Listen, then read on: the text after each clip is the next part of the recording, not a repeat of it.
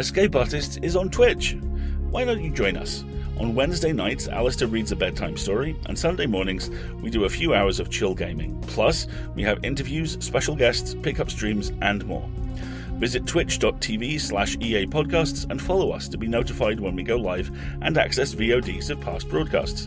You can support us there too, with monthly subscriptions as well, or if you're an Amazon Prime member, you can support us for $5 a month for free.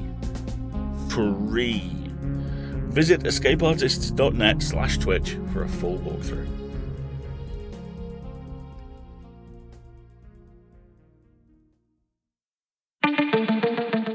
Escape Pod. Episode 916. Anna and Marisol in Time and Space. By Tim Pratt. Flashback Friday.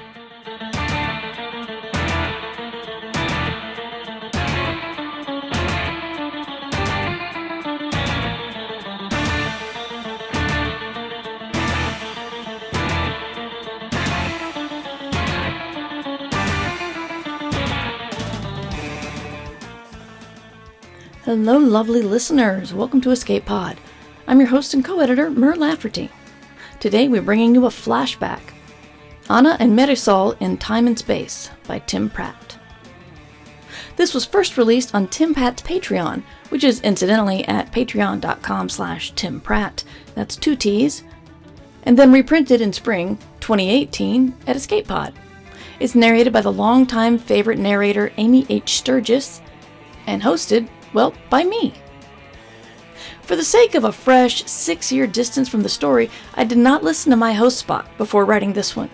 I wanted a 2023 opinion of the story based on the time that's passed. So if I repeat myself, I apologize, because I didn't mean to. But this is a time travel story, so it kind of fits, right?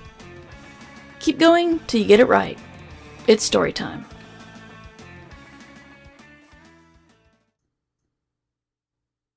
Anna and Marisol in Time and Space.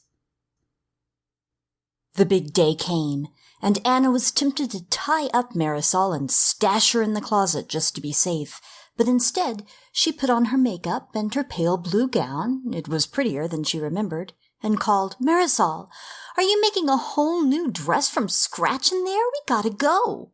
Just like last time. Marisol emerged from the bedroom, sliding a dangly earring into place, and even with everything on her mind, Anna stopped and stared and took her partner in. Those pale green eyes, so striking against the darkness of her skin, her long black hair, her dress patterned with tiny flowers and ruffled at the hem, made elegant both by Marisol's craftsmanship and because she looked good in everything, basically. How many hours had Anna spent staring at photographs of that face? Oh my God, let me get a picture. Marisol rolled her eyes. "I thought you were worried about being late." "It's not my fault you look this good. I didn't account for a hotness delay." Marisol snorted laughter, and Anna's phone snapshot caught her at the perfect candid moment, happiness frozen forever in pixels. Anna looked at the screen. The picture wasn't exactly the same, but it was probably okay. Marisol tapped her on the arm. "I'm flattered, babe, but you can gaze upon my splendor later." They grabbed the wedding gift bag and pelted down the stairs and out the lobby door to the street. Their timing was perfect anyway. The car Anna had summoned pulled up, shiny and black, just as they reached the curb. They slid into the back, adjusting hems and getting comfortable. It was about a 20-minute ride to the park where Dell and Kelsey were getting married. "The first of the college cohort to fall," Marisol said. "How much do you want to bet they set off a domino chain reaction thing among the guests? We'll probably have to go to 10 weddings next summer." Better than 10 funerals, Anna thought, or 30. She checked her purse for the 1,000th time. She knew it was in there, and she knew it worked. She'd tested it extensively. But she couldn't help but worry. You only got 1 second chance. "Are you hearing wedding bells, or are you still happy just living in sin with me?" Anna said. "We could sin a little bit more often. I wouldn't mind. Besides, you know my family. Right now, everyone can pretend we're roommates, so I'm still welcome at christenings and quinceañera, In all the coming-out stories I heard, nobody ever said what to do if your family just pretends they don't hear you. She held Anna's hand. I thought you were philosophically opposed to marriage as a tool of the patriarchy anyway. Yes, but we bought this fancy-ass crystal bowl for Dell, and maybe I want my share of the loot. That set off another of Marisol's sexily unsexy snorts. I thought for sure you'd go baby crazy before you went wedding crazy. I contain multitudes. But I'm not either one yet. We'll talk about it when we're 30. 30 seemed a lot farther off when we were 19 than it does now. Well, sure, that was like a fifth of our lives ago. Time does go by. You have no idea, Anna thought. The wedding was in Tilden Park, with the ceremony to be held outside and the reception right next door in the vaulted and paneled and windowed wonder of the Brazilian room. The interior was paneled in beautiful exotic hardwoods, originally part of the 1939 World's Fair exhibition in San Francisco. The Brazilians had donated the building to the park as a gift, though the original exterior had been replaced by a faux English country house construction in the 40s. The interior was original, though, and the wood paneling was beautiful. No bullet holes, Anna thought, looking through the windows at the interior as they arrived. They found a great milling crowd and greeted friends, some of whom Anna hadn't seen since undergrad, or much longer, depending. 2 of the guests were wearing dresses Marisol had made for them, at too generous a friends and family discount, in Anna's opinion. She'd barely covered her materials costs. There were polite inquiries about Anna's work, too, though she was the sole STEM person in this particular group, and their eyes glazed over preemptively before the words nanoscale engineering were even out of her mouth. After a few minutes, ushers started ushering them toward the rows of white chairs set up on the lawn overlooking the hillside. The landscape wasn't quite summer-crisped all the way brown yet. It was only May, after all. Anna scanned the landscape. She'd come up here just a week ago with sketches and double-checked all the angles against her memory and the official reports, but it was different with the chairs put out and all the people. The abstractions and intellectual calculations seemed so cold and ridiculous now that she was here, because many of these people were her friends, and they were so young and beautiful and handsome and happy, all frilly femme or sharp-dressed dapper or points in between, delighted to be here celebrating love, with no idea what the future held. Dell's family was there too, smiling and nodding and beaming, and a couple of Kelsey's cousins. Her immediate family were all famously assholes who disowned her when she came out, and Anna remembered meeting them last time. She considered skipping it this time, but then put on a smile and endured 3 minutes of chit-chat. No reason to risk changes now. The benchmarks she'd checked had all remained within tolerances, so she didn't expect any surprises, but this was a chaotic system, all these people bumping against and bouncing off one another, so it was better to hew as close to the last iteration as possible. The ushers ushered more assertively, and the guests got settled in their seats.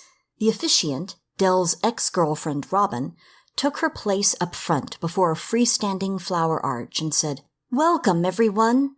A guitarist seated off to one side started plucking a pretty melody, and the family made their way down the aisle to their seats in the front row. Anna kept her eyes forward, looking beyond the arch at the hillside and the scrubby bushes there. The wedding party proceeded up the aisle next, a mix of tuxes and dresses and, inevitably, a kilt. Anna and Dell had been really close once upon a time, but Anna had been eclipsed by better friends since college, and she hadn't been invited as a bridesmaid. That had stung a little at the time, but now she was glad to be in the audience instead of lining up on either side of the arch. That's why she'd survived to be in the audience now, again, after all. Anna slipped her hand into the purse and held onto the canister she'd made and filled with all her hopes for a better future. Next came the happy couple, walking each other down the aisle, because fuck it. Dell was in a custom zoot suit, and Kelsey wore a tailored tux, complete with tails, and it was such a perfect picture of their clashing but complementary personal styles that waves of spontaneous applause broke out in the crowd. The couple took their places on either side of the officiant, and Robin began to speak, using that drama major voice to great effect. Anna didn't hear a word. She mentally counted to 5, then slid the canister an inch out of her bag and depressed the nozzle. There was a nearly inaudible hiss, and an invisible cloud sprayed out of the canister and caught the breeze, drifting scentlessly and invisibly over the crowd. She stopped pressing after counting to 3. She didn't want to use up all the contents, not yet. "What's that?" Marisol said, glancing down at the purse in Anna's lap. She didn't answer. There was no time. The gunman emerged from the bushes on the hillside just when Anna expected him to. He was wearing desert camouflage, his face was mostly beard and sunglasses, and he cradled an AR-15 assault rifle like a baby in his arms.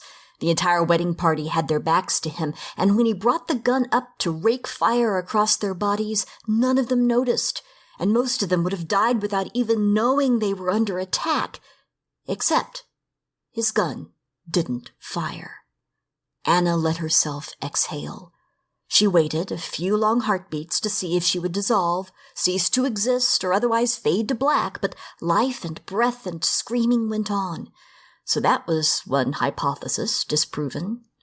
The gunman stood bewildered, then fiddled with something, a safety, the trigger, whatever, and tried again. But now people had noticed him, and some were shrieking or running, several were on their phones to 911, the wedding party was scattering, and Dell dragged Kelsey by the arm toward the safety of the nearby building. Marisol shouted and tugged at Anna's arm, but she shook her girlfriend off, stepped into the aisle, and strode forward. She counted her steps. 1, 2, 3, 4, 5. Down the aisle. 5, 6, 7, 8. Toward the arch. 9, 10, 11, 12. Through the arch and toward the gunman. She hadn't been entirely sure who he was, since the pale and bearded crowd was statistically overrepresented in his group, and she'd only gotten a glimpse of him the first time. He stared at her, looked at her purse with her hand inside it. Did he think she had a gun? She wanted him to think that, though the truth was so much worse. For him, he looked toward the hillside, considering running, then lifted his assault rifle in an overhand grip, preparing to smash Anna over the head with the butt.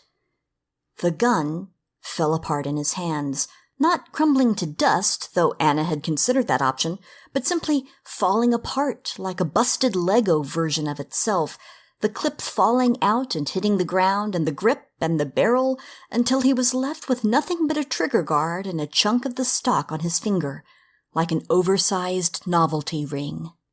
"Hi," Anna said. "You killed my girlfriend once." She took the canister out of her pocket and sprayed it right into his face. He staggered back, clutching at his eyes, probably thinking it was pepper spray or mace. But then he fell over, already dead, arteries sealed and fused as thoroughly as all the moving parts in his gun had been. She hurled the canister into the bushes, and it disintegrated itself so thoroughly that it had entirely turned to dust before it could hit the ground. Marisol came up behind her, grabbed her shoulder, and spun her around. "Anna, what are you doing?" "Saving your life." Everything went gray and swimmy, and then Anna was trembling and sobbing and shaking in Marisol's arms, the tension of almost an entire year dropping out from under her all at once, her relief an obliterating wave within her. Not that she was done with tension. This was only the start, she knew, but the beginning was the most important part. Marisol was alive. From here on out, everything changed, and the future was theirs to shape anew. The wedding party and guests spent a long time in the reception hall as the cops confirmed there was only one shooter and then interviewed everyone, but it wasn't nearly the ordeal it had been the first time around. No shots had been fired this time, after all. The waiting was boring, though. Last time Anna had been in shock, Marisol's blood all over her gown, and so the passage of time had been more dreamlike and less tedious. Several cops asked Anna why she went toward the shooter, and every time she said, to stop him. She had actual pepper spray in her purse as a cover in case anyone had seen her holding up the other canister, and she told the cops she'd planned to spray the gunman in the face before he keeled over on his own. Looked like a heart attack, she said, and then paused. I guess I should have given him CPR. Nobody seemed to know quite how to respond to that. There was food, at least, and they ate, though nobody touched the cake. They were all set free after a few hours. Dell worked the room in her usual glad-handing fashion, promising everyone they'd be in touch about rescheduling the ceremony. We'll just do it in our yard next time, guys, and keep it casual. Marisol and Anna caught a ride home, numb, and then went into their apartment building silently, up the elevator silently, and silently into their little apartment with the balcony and the partial view of Lake Merritt. They changed into leggings and tank tops and sat there on the balcony, looking at the last of the sun dappling the water, side by side, holding hands. Finally, Marisol said, "That was so fucked up. Was that gun even real? Was it some kind of toy? What was that guy trying to do?"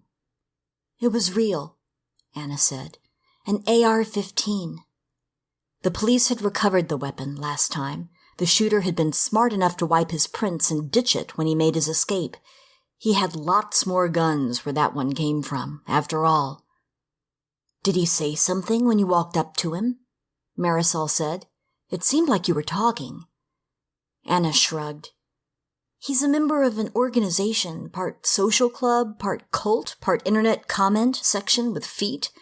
They call themselves the Sons of Purity, which suggests they don't entirely understand how people have sons, but whatever.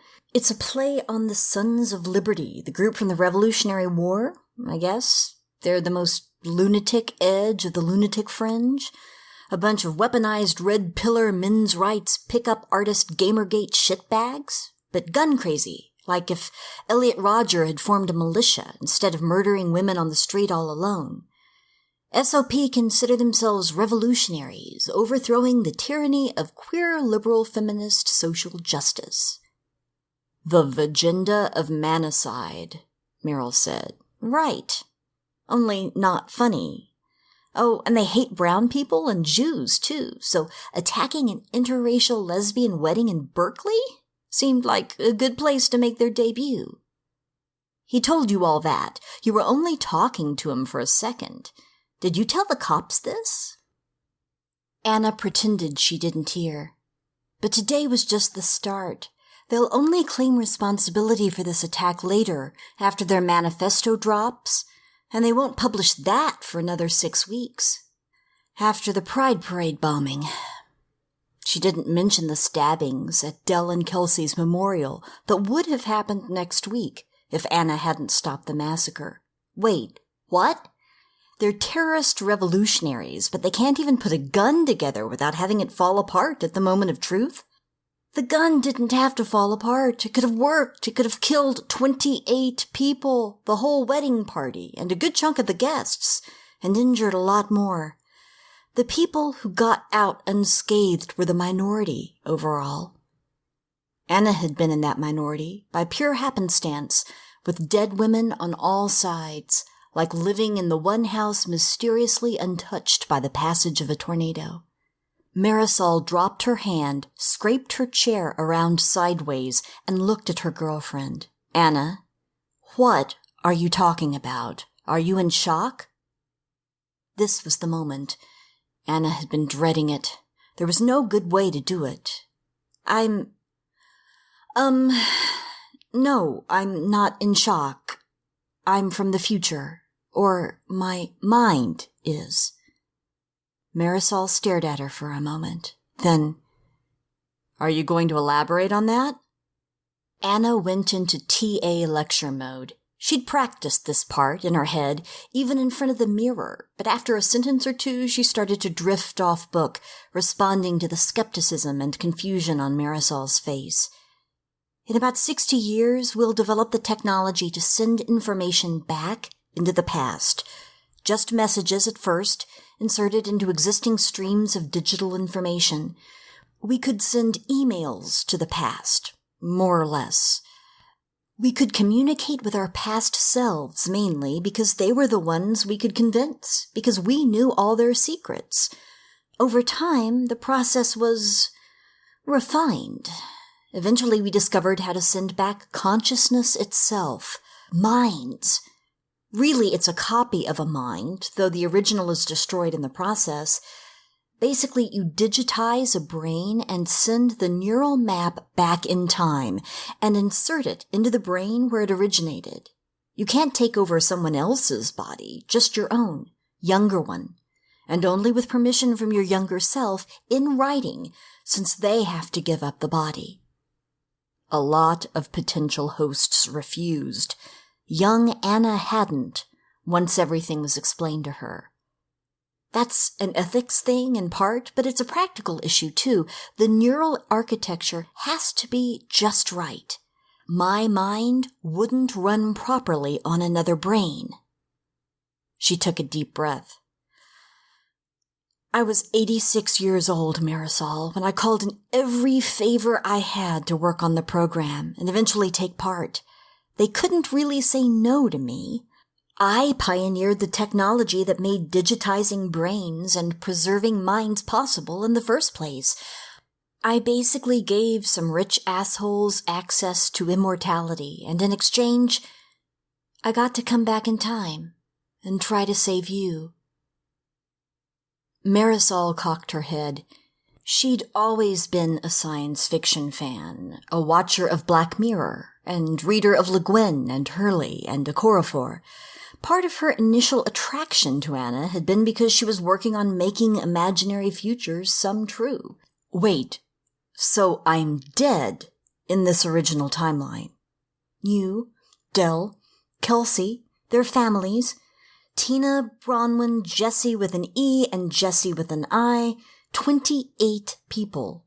Corinna lost most of her jaw, and Winnie, who runs all those marathons, had her spine severed halfway down. What I saw, what happened, it haunted me forever. I never got over it. I never attended another wedding. I barely dated again. I just worked. Anna, come on. If you changed time, changed history, that would change the whole future, right? Like, you won't be sad now, so you won't work on mind uploading now, so the technology will never exist, and you won't be able to come back. You told me yourself, time travel is stupid. Time's arrow is an illusion. Everything that happens is just what happens. I think you're in shock, babe." Anna shook her head. "I'm not. Like I said, we could send information back. We could communicate, and some of us did with our past selves. The ones in the past, they'd just send an email to an address we set up on a server that was maintained for decades, and we could go read their messages on that server.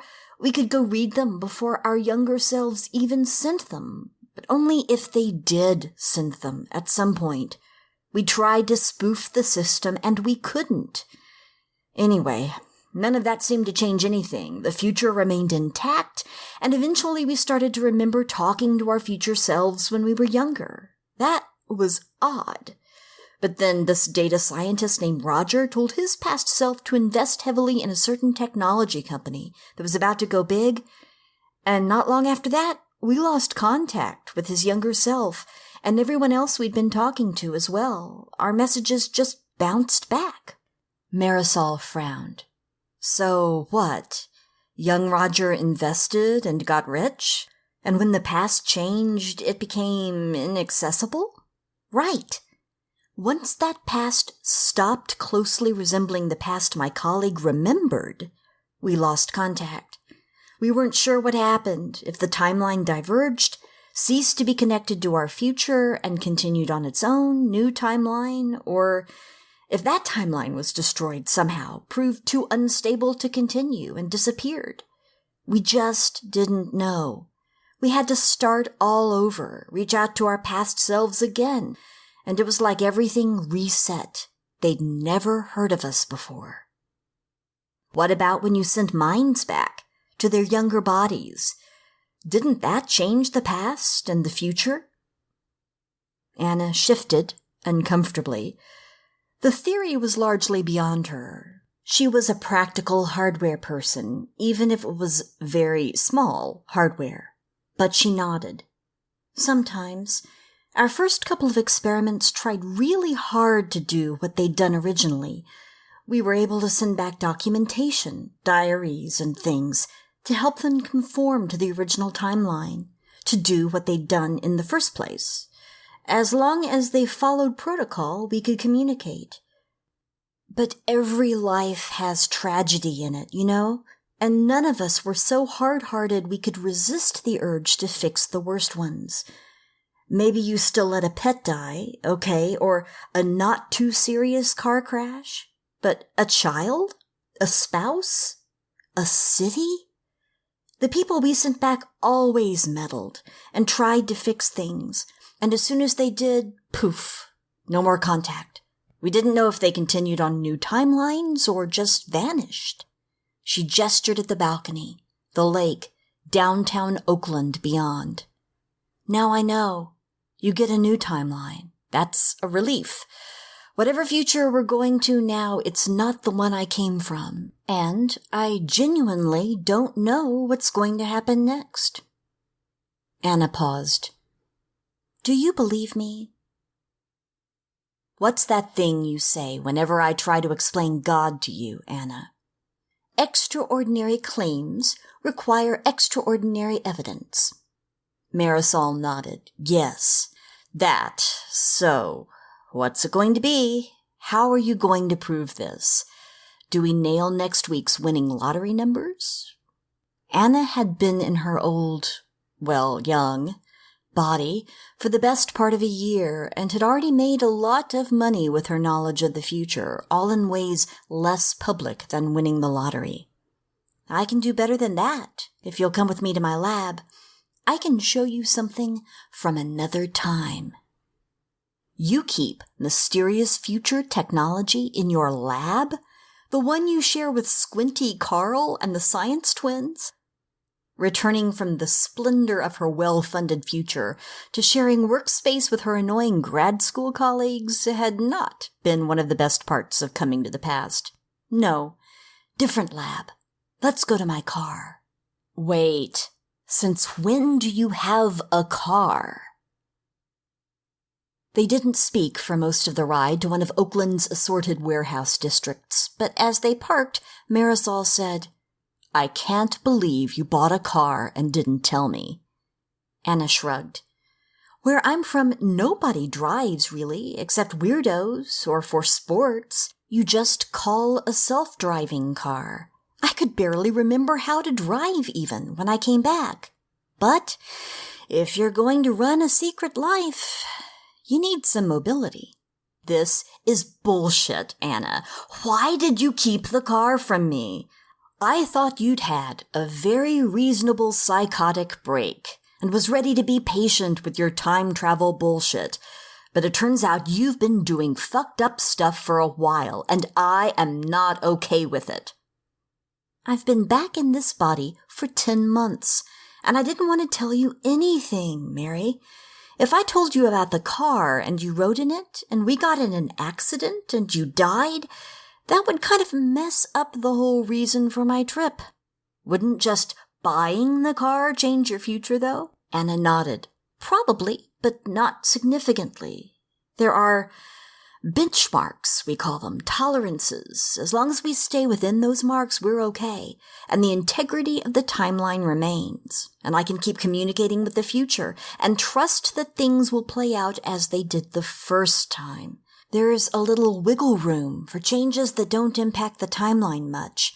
I spent a lot of time working late hours alone in my lab in the original timeline, so I could spend that time doing other things, like preparing for today, without anyone noticing. I took part in all the big events, I hit all the right marks, and the future didn't change until today. Sure, I risked getting in a car accident myself, but, she shrugged, then you probably would have been sad, maybe not gone to the wedding. You would have lived. Saving you was step 1. Saving everybody else was step 2. Living happily ever after in a new future is step 4. Now, we just have to handle step 3. Which is? Let me offer you proof of sanity first. They went down a smelly alley to the side door of a warehouse, and Anna undid many locks and turned off some special invisible countermeasures that would have made everyone at the NSA faint in shock if they'd seen them. She opened the door and gestured for Marisol to go in first. Anna had always enjoyed walking behind her. Anna flipped on the lights. There wasn't all that much inside. Drums of chemical materials, a neatly cluttered workbench, a cot for power naps, a couple of chairs, and, of course, the centerpiece of the room, a cylindrical column of pale gray stone about the height of a pedestal sink, 3 feet in diameter, with a shallowly concave surface that seemed to shimmer and glitter. "This is my precious," Anna said. "I call it my magic millstone. Like the folk tale where the demon gives the poor man a magic millstone, and it can create whatever he wants. Like he can say, 'I want food, grind my millstone,' and it makes food until he says, 'Enough, the work is done.'" Marisol walked around the column in a circle, and his greedy brother steals the millstone and tells it to make salt, and the millstone does, but the brother doesn't know the magic words to make it stop grinding, so his boat sinks under the weight of tons of salt, and he dies. That's the one. My grandmother used to tell me that story. "I know," Anna said. Marisol was preoccupied and far away.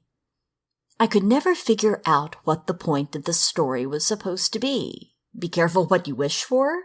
Don't be greedy? Choose your words carefully? Hide your magic grinding stone from your stupid relatives?" We talked about that story on our first date, because we went to that bar called the Millstone, and I was like, "What even is a millstone? Isn't it a thing you hang around someone's neck when you want to dispose of their body in a pond?" Which, in retrospect, was not the least creepy thing I could have said on a first date. "You're right, I remember. So what does your millstone grind?" "How about diamonds?" Anna said. "Grind, millstone, grind, make me diamonds." There were pipes and conduit under the floor, drawing power and feeding raw material, but to the visible eye it was all magic. The concave bowl began to fill, with tiny chips of crystalline sparkle, seemingly appearing from nothing, until there was a good-sized heap of gems on the column. "Enough! The work is done." Anna stepped toward the millstone. "Come look." Marisol picked up the diamonds and sifted them in her hands. "These are real?" "Sure, it's just carbon. We can already make artificial diamonds in this timeline, though they're not as convincing as mine. Machines can still tell modern synthetics from real ones. Mine are undetectable. They have realistic impurities. They look like they formed underground instead of in a lab, and the surface fluorescence can pass any test currently available.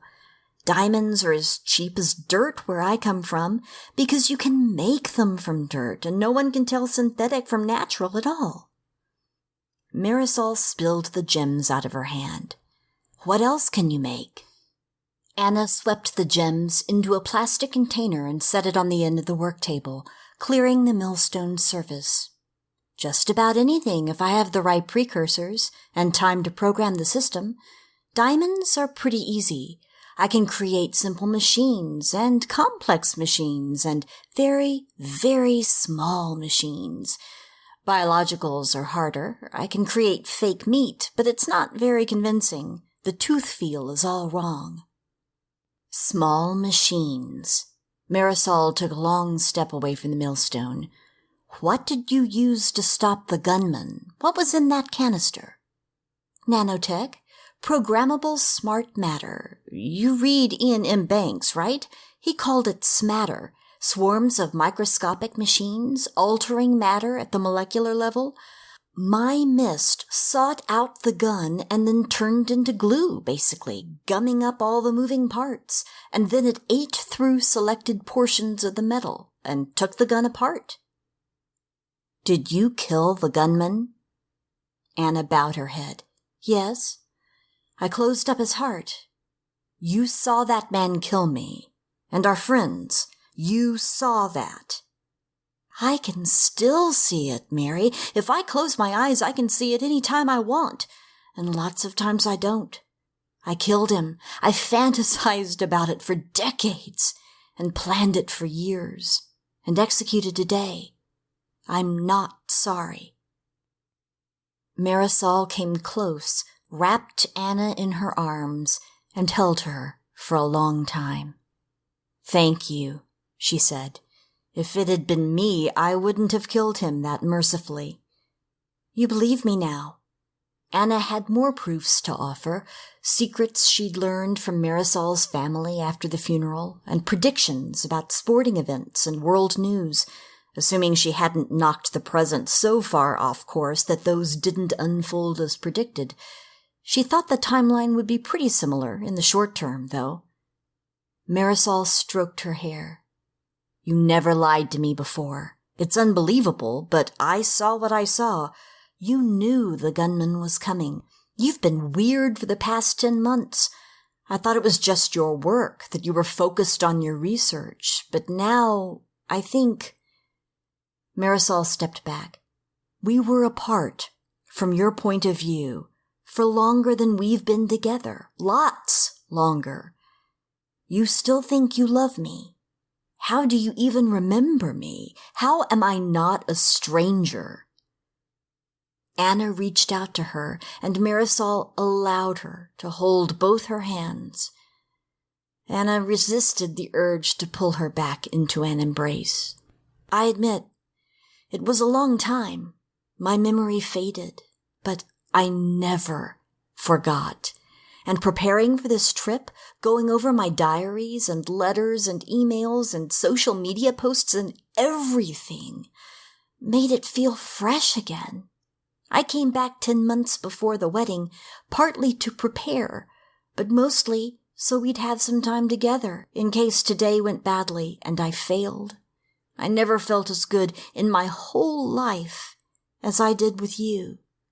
You're the love of my life. Marisol was silent for a moment. No pressure, she said. Anna laughed. She stepped back and wiped at her eyes. Yeah, no, I knew when I told you this it might be too much. I am a different person. I took over your girlfriend's body, even if it was my body in the first place, even if I had permission. And I lied to you for almost a year. And then I killed someone. And God, Mary, if you wanted to break up with me and never see me again, how could I blame you? I'm prepared to disappear forever, if that will make you happier. When I said step 4 was live happily ever after, I knew we might not be ever aftering together. But I'll live happily, just knowing you are alive. Don't get all sappy, Marisol said. The future techno-assassin thing was super hot, and you're going to ruin it with too many feelings. Okay, we're not breaking up. Not now. We're going to have to find a really open-minded couples therapist at some point, probably, but table that for now. Let's not worry about step 4. What's step 3? The Sons of Purity. They bombed the San Francisco Pride Parade in about 6 weeks. Not just one bomb, a coordinated attack. They have a couple of people in the police department, so they arranged for blind spots where the explosives won't be discovered. Basically, their goal is to push every queer of any description way back into the closet on fear of death. That doesn't work. The pushback is huge. The solidarity protests are massive. And the FBI and ATF track down the leaders of the organization. But it gets messy first. There's armed violence all over the Bay Area. Fires and gunfights and mayhem. It's bad. Anna shuddered. That's horrible. Fucking terrorists. Wait, do the cops call them terrorists on the news? Of course not, Anna said. They're white. I remember one news story, I shit you not, refers to them as a loose association of troubled lone wolves. Oh, for fuck's sake. So, we're going to stop them? I am. You're going to drive yourself home, and then, using my vast secret foreknowledge and arsenal of future tech, I'm going to wipe out the SOP leadership before they can do any harm or drop their manifesto. They don't get to be anything. Not a footnote, not a memory. They don't even get a goddamn Wikipedia entry. And Mary? Marisol stood by the millstone with her head down, staring at her own hands, turning them over, gazing at her palms and the backs of her hands. Anna panicked. Was this all too much? This whole day was sensory overload, and now Marisol had to hear about her time-traveling girlfriend's retroactive preemptive revenge murder spree? I'm going with you. Marisol stepped away from the column toward the lab's interior wall. They're next door, aren't they? The SOP headquarters. That's why you chose this spot for your lab. It's next to their gathering place and their armory. And you think they'll be there tonight doing a post-mortem on why their first attack went wrong. Grind, Millstone, Marisol said. Make me a pistol. Nothing happened. Marisol pointed at Anna. You say it. It's keyed to your voice, right? Anna blinked. It is, but I haven't asked it to make a gun before. I'd have to load a template. Marisol, why do you want a gun? I have nanotech for this fight, and you're going home anyway, and have you ever even shot a pistol? I'm qualified in all small arms, yes, among other things. I need a weapon, Anna. I have accepted everything you've said. Accept what I say, now. Anna didn't argue. There was no point arguing when Marisol was like this. She remembered that much. She opened her laptop, a contemporary computer, of course, but the operating system was from the future and would have made the NSA faint with shock all over again if they'd seen it, and pulled down weapon schematics. Do you have a preference, or Glock 19, please? It's smaller than the 17. I have little hands. Anna clicked, dragged, checked the system requirements and precursor levels, took a breath, and said, Grind, Millstone, grind. Make me a gun. They watched as the shimmering concavity filled with flecks of black metal that gradually built itself into a gun, like watching a sand sculpture being assembled by invisible hands. Marisol plucked the finished pistol from the concavity, disassembled it, and examined its components as ammunition filled the bowl. Enough. The work is done, Anna said, once a dozen bullets had appeared. Marisol reassembled the pistol, dry-fired it, nodded, and then loaded it. I'd like to test-fire it, but I guess we shouldn't make too much noise. She pointed at the wall. Let's go through. They're inside already, I'm sure, having an emergency crisis meeting. Mary, how do you know? Later. Let's get this done. I hate waiting around. I've done enough waiting for 2 lifetimes. Anna had spent decades as a bossy misanthrope ruling her lab with an iron fist, and wasn't used to someone else being all take charge. But then, that was fundamental Marisol. She did what she wanted, told people the truth, and charged forward fearlessly in the service of whatever cause she chose. It was part of what Anna had never stopped loving about her. You'd better not die, Anna said. I went to a lot of trouble to save you. You got me a second chance. That's more than just about anybody gets. Let's make the most of it." Anna lined up a few little glass-like globes on the work table, each the size and shape of a simple Christmas ornament. Then she said, "Grind, millstone, grind. Let's dissolve a wall." The wall was concrete and thick, but the almost invisible glittery dust that rose up from the millstone and flew to the wall ate through it rapidly, clouds of dust puffing up briefly only to be consumed and replicated by the smart matter, creating more machines of dissolution. A hubbub of alarmed voices rose on the other side of the wall, and Anna leaned over from her place by the workbench to peek through the opening and make sure it was the SOP on the other side before Marisol shoved Anna out of the way, lifted the pistol, and fired several shots through the opening. "Now, Anna!" she shouted, and Anna picked up the glass globes and lobbed them through the opening. There were 5 globes. They all contained programmed particulates. One cloud sealed all the exits with a tough, fibrous, greasy black polymer, including the opening that led into Anna's laboratory, making escape impossible without tools and time. The other 4 globes did different, terrible things, but quickly, so the screaming didn't last long. Marisol sat on the floor and put her head in her hands, shoulders shaking. Anna rushed to her, thinking she was crying, but then Marisol lifted her face and she was laughing.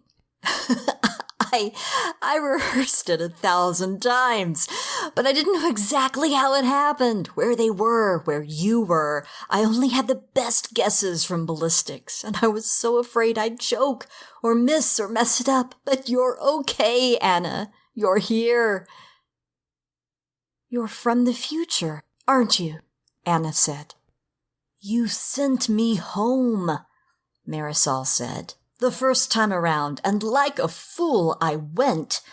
You never came back to me. I went to the warehouse and there was a hole in the wall and you were dead. The Sons of Purity shot you, probably when you peeked through the opening, the way you almost did today. When I got here, they were gone. But I got the police on their scent, and most of the group was caught. They still set off a bomb at Pride, but just one, and it was bad, but not as bad. The investigation confirmed the whole SOP leadership was present when you were killed. So I think we cut the head off the snake just now." "Mary. Oh, Mary, you came back for me? How? When? Just now?" Anna thought she knew when. That moment, by the millstone, with Marisol looking at her hands, as if marveling that they were even her hands, young and strong. Marisol nodded. "I couldn't have spent, 10 months pretending like you did? That's not me. I would have gone crazy waiting. You know I don't have patience for anything except sewing and sex. It took longer to develop the tech in my timeline than it did in yours. I was in my 90s when I got a chance to take a ride back. It's a good thing the women in my family live so long. I didn't have your way in either. I don't do science. I couldn't work on the project, so I had to get rich and fund research. Your millstone devoured itself and turned to dust, which sucked because it would have made getting rich a lot easier. Yeah, sorry. Safety protocol. I didn't want the millstone falling into the wrong hands, by which I mean anybody else's." Marisol snorted. "Fortunately, I had your laptop with your notes and all, so I had some idea which scientists to watch and support and nudge. I knew projection through time was possible, so I convinced them it was possible, and here I am. And now, we're in a new future." Anna exhaled. "A whole new one, for both of us. Even better, we're both old ladies in young bodies, which is good because, Anna, mi alma, it would not have worked the other way, like you planned. I don't mind an age difference. You remember me and Lenore, But you being a hermity recluse for 60 years and putting all the pressure for your future happiness on me? That would not have gone well. In my future, I got married and missed you and had a life and outlived my wife and... Now, this is my retirement. I saved you, so my life's one major regret is undone. It's a good beginning. Let's go into retirement together and see if it works. We might not stay together, you know that. We're literally different people now, but there's a chance. Our second chance. Damn it, Marisol, Anna said. I was going to totally wow you with my wisdom and experience, and you ruined it. It's okay, Marisol said. I'll wow you with my sophisticated sex moves instead. My late wife was a gymnast. No pressure, Anna said. I was in my 90s until 20 minutes ago, Anna. You are pure sexy science to me right now. There will be plenty of wow to go around. Anna got to her feet. Let's get out of here.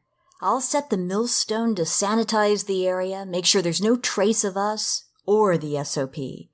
They'll just vanish and be turned into dust. It's probably better not to leave this tech lying around either. It's dangerous, honestly, and I can't create proper containment protocols without drawing a lot of power and attention. If I have the millstone, I'll be tempted to use it.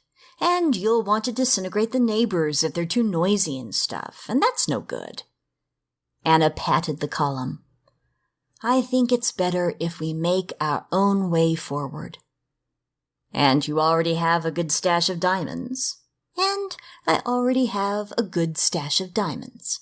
Excellent, Marisol said. I already made one fortune with a fashion empire. It was exhausting.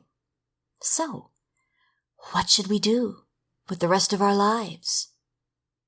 Marisol drew Anna close and kissed her for a long time. Then she pulled back and said, Step 4.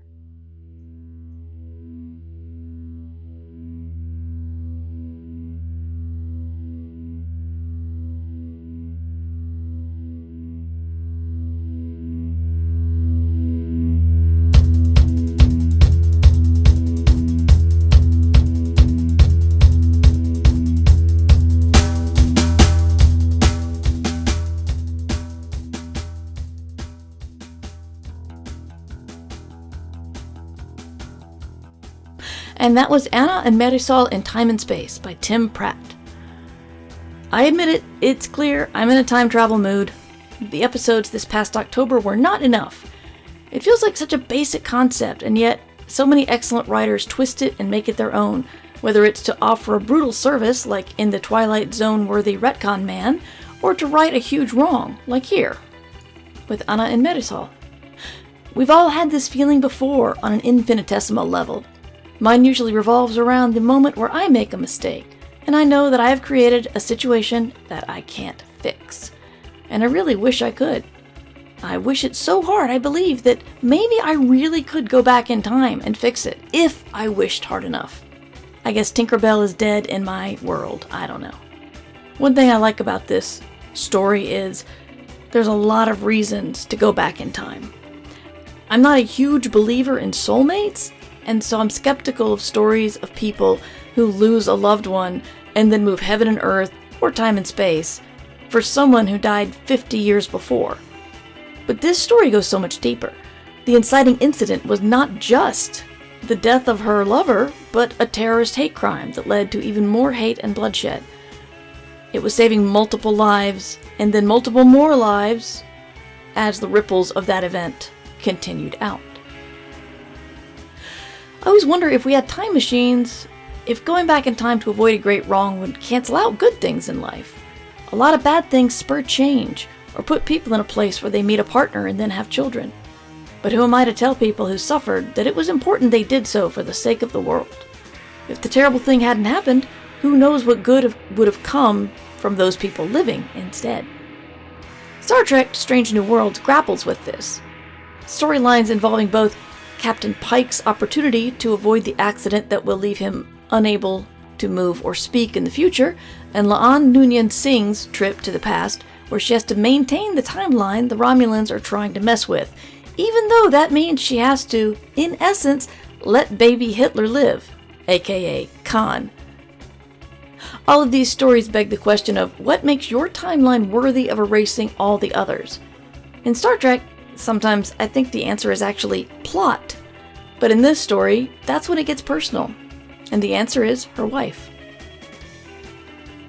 Escape Pod is part of the nonprofit Escape Artists Foundation, a 501c3 nonprofit. This episode is distributed under Creative Commons Attribution Non-Commercial No Derivatives license, and that means don't change it and don't sell it, but please do share it if you liked it. If you'd like to support Escape Pod on a monetary level, you can do so in many places. You can support our Patreon at patreon.com/EAPodcasts. You can support us on Twitch, twitch.tv/EAPodcasts. You can use PayPal at escapepod.org, and you can search for EA Podcasts or Escape Pod on Ko-fi. Patreon subscribers have access to exclusive merchandise and can automatically be added to our Discord, where they can chat with other fans as well as our staff members. Our opening and closing music is by Daikaiju at daikaiju.org. Our quote from this week is from Strange New Worlds. Let's just say I think the universe is telling me that some fates are inescapable, and even if I could get out of mine, it might just fall to someone else. Thanks for listening. Stay safe. Stay kind. We'll see you next time.